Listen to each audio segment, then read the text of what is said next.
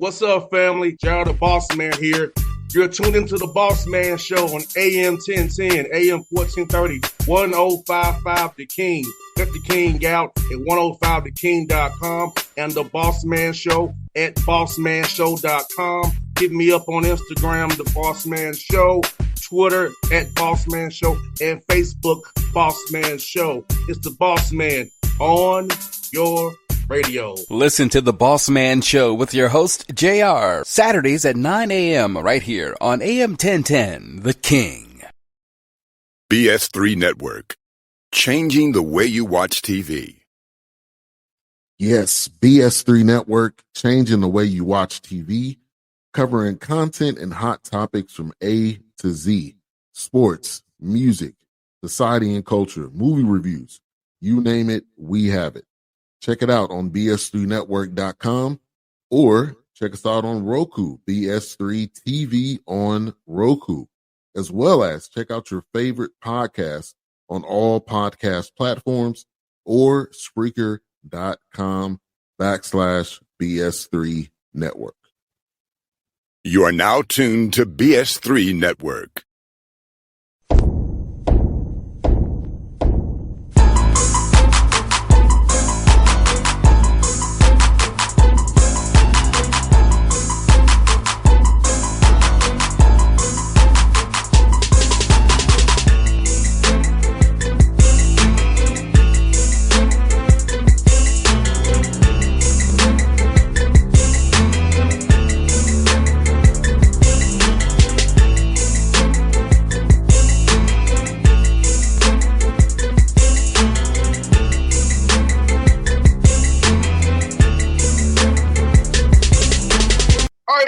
Bossman Show here was back again. His first time he's been with the Wild. Coach Brett Reed, the Lehigh Mountain Hawks out of the Patriot League, going to the big dance. You'll see them selected today at some point on CBS. Coach Reed, good to talk to you again. It's been a while.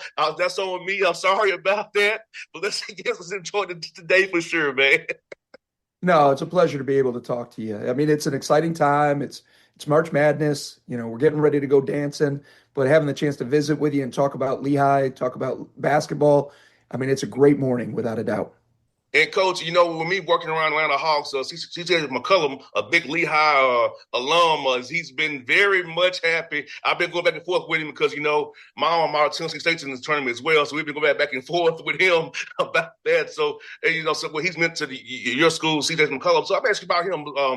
I talked about him and what he's meant to Lehigh and making to the NBA from Lehigh.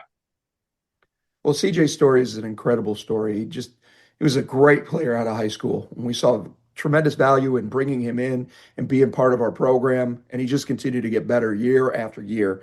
He worked on his body. He continued to work on his skill. But he had an unbelievable confidence that was contagious for everybody else. And we knew that he could come in clutch situations and lead us. And he did that extraordinarily well. In fact, I was just texting with him this morning prior to getting on with you, not even putting it together about your show, but just the connection that I have with him, what he's been able to do professionally, even the way in which he's led in the NBA has been by being president of the Players Association.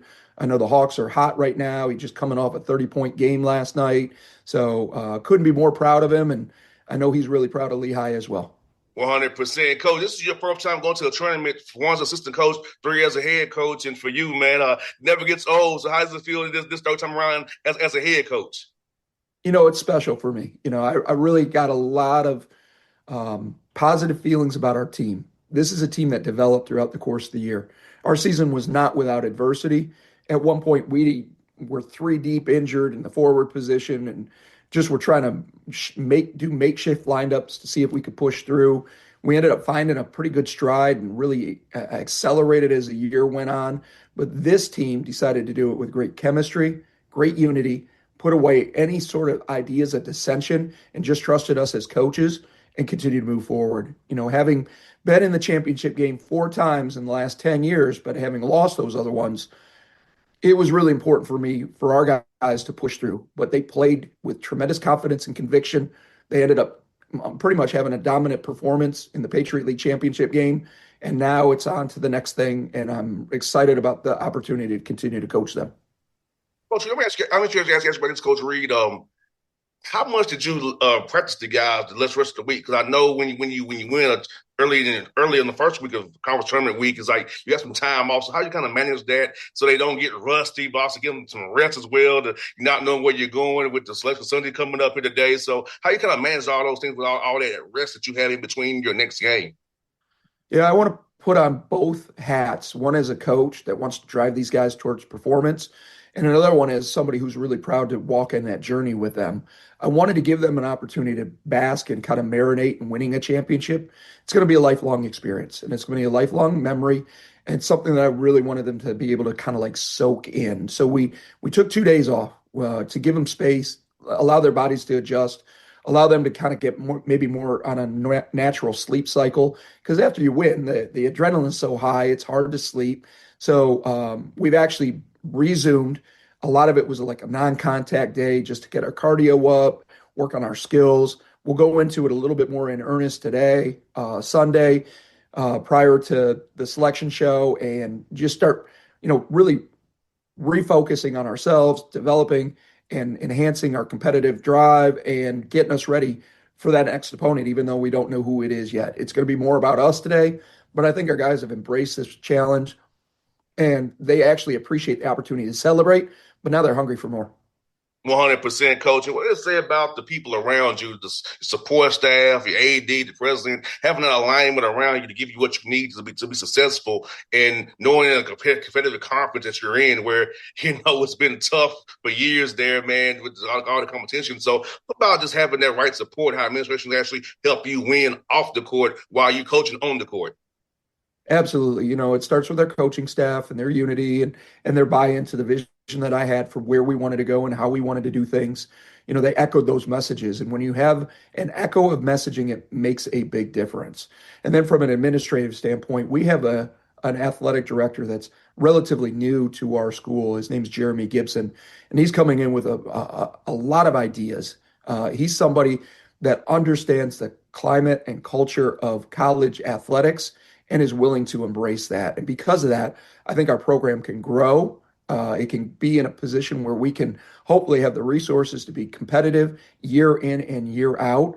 But I'm really appreciative of him, his vision, his confidence in me, and the fact that he wants Lehigh basketball to be important and he wants us to thrive. So having a chance to go on a national stage and play in the NCAA tournament is something that is really valuable. I know there's so much pride from President Helbley to everybody else in our cabinet and our upper administration that understands what a great institution Lehigh is, one of the absolute best in the entire country academically, and to be able to have a championship level basketball program to complement an unbelievable school is extraordinarily impressive and things that you can't find at most institutions.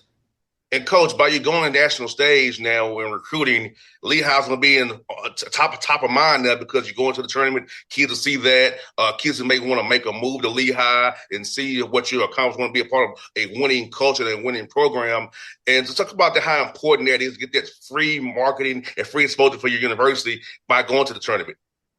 Well, number one, the exposure here tells everybody, even outside of basketball players, just what a great school Lehigh is. Our acceptance rate is incredibly difficult because it's such an elite school, but we want the best in the entire country to come to Lehigh and be able to study in our academic programs and prepare for their future. From a basketball standpoint, there's so much that we could talk about that's positive. Anytime you could go to a student athlete and a family and talk about a great school, but then you can also talk and show evidence of player development and people who have been able to accomplish their goals and dreams through basketball. An example is CJ McCollum. Just coming to Lehigh and being able to play at such a high level, the highest level in the world, coming out of Lehigh is super impressive. And then there's a sustained drip of success and a culture that can produce championships. When you have that entire mix, it's something that can be really attractive to people. And I'm just excited to be a part of it. I'm excited to have led the program, and I'm excited to be able to continue to message to people just how special this place is, especially combined with the championship basketball experience. And coach, to give you another nugget, we're 9-0 with CCC McCullough starting now. We're 9-0 with him starting in our lineup. So that's great coaching by you, buddy. Hey, that guy touches things and they turn out really well. because he's going to do it with incredible professionalism. He's going to lead the people around him, and he's a bucket and can just flat out play. And coach, you talk about your culture, man. It's hard doing this climb to college basketball. 12 winning seasons in your time as a head coach, and in this business, we see a lot of guys getting relieved to do is parting ways this time of year. But somebody just have that longevity and be able to sustain winning over 12 seasons, winning seasons over your time there, man, and just how this business is so fickle, but you be able to survive at Lehigh because of the great people around you. Well, there's a couple of things that go into that. Number one, it's alignment. I'm a good fit for the school, and the school's a good fit for me, and we can produce relatively consistent success, and that's really special because everybody takes pride, everybody wants to win. Winning is not an easy thing, but fortunately, we've had a formula, and my leadership has been able to produce a relatively strong touch where we can constantly be in championship somewhat contention, especially when we don't have injuries. There's things that are outside of your control, but for the most part, we've been able to do it and do it the right way, do it with integrity, do it together. I've had the opportunity, not only as a coach, but also as a father, to be able to do it at one place. I'm not saying my story is better or worse. It's just kind of different than most college coaches because I've been able to stay the majority of my career in one place. My children have grown up in one community. The community has been awesome, and I have incredible friendships, and we've got a great community support that have all kind of grown off relationships, and I couldn't be more proud of that. And coach, for those who don't watch Lehigh basketball the way I do, watch Petro League basketball like I do, I'll talk about some of your key players this year who really grown and developed, and they'll see when they watch you all play in this tournament. Yeah, we've got some exciting players that I think everybody will learn about if they don't already know. One player in particular is Nasir Whitlock. Nasir was Mr. Basketball coming out of Minnesota, so he was a highly sought after type of player, but he found a connection with our program. I'm actually from the same hometown as his father, and his godfather played for my dad, who was college basketball coaching back in he was a young man that wasn't interested in some kind of civil. He wanted to be all. He bought in and was coachable, and because of that, he's continued to take major steps forward, and has been a great player. Hank Alvey, last year we didn't have any front court players that were available, pretty much over 6'6" or 6'7", so he was thrown into the fire as a freshman and had to learn and had to grow, and it was trial by fire. But his commitment to develop his body, his commitment to grow his skills, and everything has produced what is an outstanding all-league player. In fact, he had 30 points in our semifinal game. Just a tremendous player, and those are two really exciting guys. Joshua Ingram is the ultimate glue guy, and then we got a host of other guys that are very good and really provide a lot of support, but can also be combustible and go for big nights as well. And coach, on the court, you won 6 games in a row here through in the regular season through the Petro League tournament. What in your mind was the key factors to your run? You went on winning 6 straight right now as you head away to your selection today. So what was you seeing for your team? Kind of what clicked for you guys? Did they just listen a little last run here for you? Yeah, generally speaking, under my leadership, our program has generally had like a crescendo where we've grown throughout the end of the year and we're playing our best basketball. This year's an example of what has been repeated multiple times. But the reality is, even before winning 6 in a row, we won a number of games in a row. And it comes, number one, from being healthy. I mean, if we've got a full complement of players, we're going to always be dangerous at Lehigh because we've just got that championship culture. The second thing is these guys, they really bought in. They decided to do it together. At the start of the year, just because of the injuries that we had and having no forwards and having to try a variety of different makeshift lineups, we started 4-11. So for us to be where we're at now demonstrates the type of unity and the way in which these guys pulled together. They decided to do it the Lehigh way, the way in which our coaching staff kind of set the vision of. They bought into it. They trusted us. We've loved them every step of the way and appreciate them with unbelievable trust and confidence. And because of that, everything continued to try to come together where we're playing better and better basketball as the season progressed. And that's exactly where you want to be as a coach. No doubt, especially in the 1B league, you want to peak at the right time and be on point right there, ready to go. Coach, I'm asking this question. I'm really interested because I've heard different opinions from different coaches around the country in 1B leagues. Knowing that you may have to play a team a third time in a tournament, are there things you may hold back to use in a tournament game, or you just coach that day and go for it that day? So I just want to, because some coaches have different opinions about it. So I just wanted to give yours on it. Yeah, it's always tricky when you play opponents and you play multiple times, like in our league. Everybody knows each other, and there's not a lot of secrets. It's about execution. It's about being together. Generally, teams that play the best towards the end of the year have the most interpersonal connectedness and enjoy being around each other. That's exactly what we had. So, I'm the type of guy that I've always got like a next idea, just the creative mind that I kind of have of what we can do, how we can improve. But I don't necessarily save anything, but I do try to look at, the overall picture of the season and try to build for growth towards the end. But once we start getting into Patriot League play, usually early on in like January, I'm trying to figure out the lineups. Maybe we play a few more guys, we try different things, we experiment a little bit more. But as we progress, even the second go around, we're trying to get locked in and just refine and enhance and refine and enhance. And if that means doing something in the second league game, knowing that we might face somebody again, so be it. Let's just keep going and let's try to win. I hear that with Coach Reed. It's good to catch up with you again, and I hope you get a great draw later today, and hopefully talking again real soon, man. After you maybe shock the world somewhere, man, get you an upset win, man. So, coaches, I'm so happy for you. I'm happy for my guy here with the Hawks, McCullum. So I'm happy that my school is going to the stands as well. So we all happy here today, man. Yeah, same here. No matter who we face, we know it's going to be a dance. You're talking about the best that are out there in college basketball. But I've been part of it before where anything can happen on any given night, just like the year we beat Duke in the 2012 NCAA tournament. Sometimes the nation gets captured with the idea of that small school. They can do magnificent things just because they believe in themselves.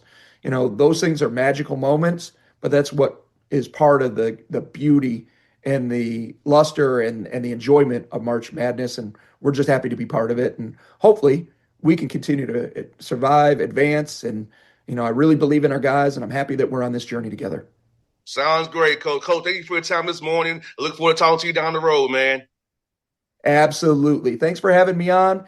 And go Hawks, go Lehigh, Mountain Hawks as well.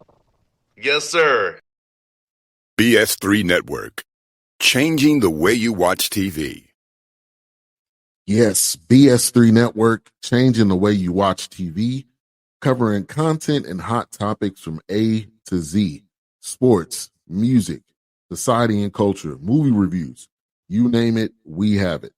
Check it out on bs3network.com or check us out on Roku, BS3 TV on Roku, as well as check out your favorite podcasts on all podcast platforms or Spreaker.com/BS3 Network.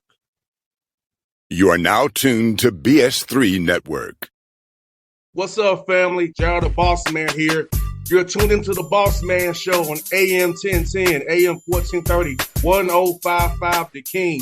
Let the King out at 105theking.com and the Bossman Show at bossmanshow.com. Hit me up on Instagram, The Bossman Show, Twitter at Bossman Show, and Facebook, Bossman Show. It's the Bossman on your radio. Listen to the Bossman Show with your host, JR, Saturdays at 9 a.m. right here on AM 1010, The King.